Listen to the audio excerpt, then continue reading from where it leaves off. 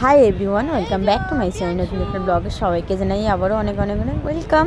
তো দেখতেই পাচ্ছ আমরা কিন্তু রয়েছি ট্রেনে। আমরা যাচ্ছি একটু ঘুরু ঘুরু করতে। তো কোথায় যাচ্ছি দাঁড়াও একটু পরে তোমাদেরকে বলছি। তো আমরা সেজে গুজে রেডি হয়ে বাড়ির থেকে বেরিয়ে বৃষ্টি বিকালে বেরিয়ে পড়েছিলাম ট্রেনে।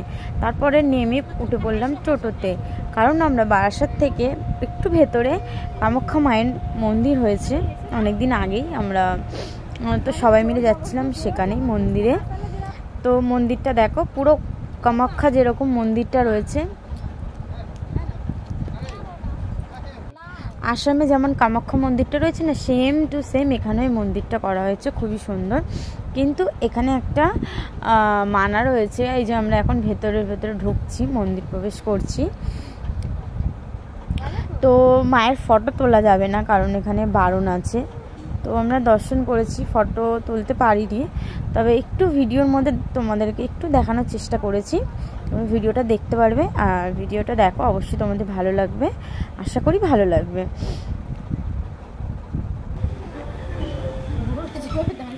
এই তার পাশে আবার রয়েছে রাধাকৃষ্ণ মন্দির, আর এখানে কীর্তনও হচ্ছে, পাঠ করছে, গীতা পাঠ, অনেক বয়স্ক মানুষরা শুনছেন।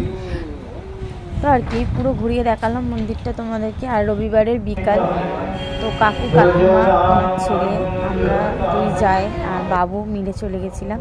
তো এখানে দেখো ঠাম্মির কোলে বসে বসে কি সুন্দর কীর্তন শুনছে, আমরাও একটু শুনে নিলাম। তো তারপর চারপাশটা একটু ঘুরে দেখলাম।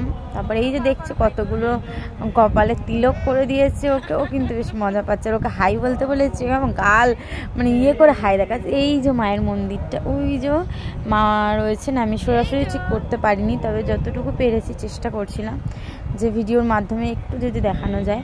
তো এখানে ও খুবই মজা করেছে। আর এই যে হচ্ছে ওখানে ভোলেনাথের মন্দির আছে, এখানে কোনো বারণ নেই। আর এই যে ঘন্টি বাজাচ্ছে। তো তারপর আবারও আমরা সবাই মিলে বসে পড়লাম গীতা পাঠটা শোনার জন্য। তো এখানে সবাই শুনছিল, আর আমরা মোটামুটি অনেকক্ষণই গেছি আর বেশ মজা করেছি। আর যদি তোমরা কেউ আশেপাশে এখানে থাকো, তোমরা ঘুরে যেতে পারো। এটা হচ্ছে বারাসাতের একটু ভেতরে, বারাসাত স্টেশনে নেমে টোটো করে যেতে হবে। আর কি, তো তারপর এখানে একজন ডাক্তারবাবু রয়েছেন, যিনি ফ্রিতে সবার চিকিৎসা করে প্রেশার মাপে। এখানে অনেক মানুষ লাইন দিয়েছিল, সবার প্রেশার মেপেছে এক এক করে। তো আমরা যাও একটু প্রেশারটা মেপে নিল। তারপর আমরা সোজা চলে আসলাম বামুনগাছি। তারপর ঢুকে পড়লাম একটু খাওয়ার জন্য, সবাই মিলে খেয়ে নিলাম রোল। তো টাটা।